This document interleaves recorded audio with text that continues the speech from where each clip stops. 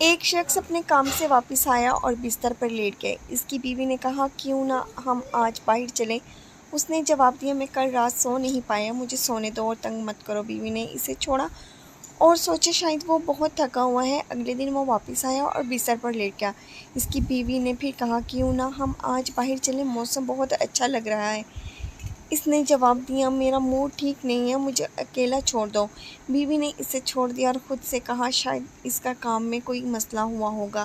ایسے ہی وہ شخص پورے ہفتے اپنی بیوی کے ساتھ یہی رویہ اپناتا رہا اور بیوی ہر دن اس کے لیے عذر تلاش کرتی رہی، یہاں تک کہ ایک دن ایسا آیا جب اس نے اپنی بیوی کو دیکھا ہی نہیں۔ وہ حیران ہوا لیکن سوچا کہ وہ بعد میں آ جائے گی۔ اگلے دن وہ جب جاگا تو اس کی بیوی وہاں نہیں تھی۔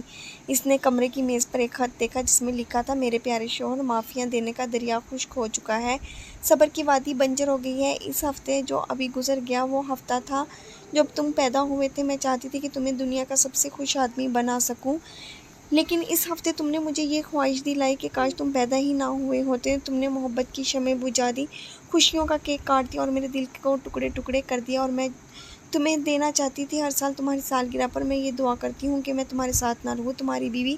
یہ دیکھ کر شوہر اپنی بیوی کے والدین کے گھر پہنچا تاکہ اس سے بات کر سکے۔ اس نے کہا، میرا موڈ ٹھیک نہیں ہے، مجھے اکیلا چھوڑ دو۔ شوہر کو احساس ہوا کہ اس کی بیوی نے اس کے لیے اپنے الفاظ اسی پر دہرائے ہیں اور وہ خاموش ہو گیا۔ اس کی بیوی نے کہا، اگر تمہیں پھولوں کی دیکھ بھال کرنا نہیں آتی تو انہیں مت توڑو۔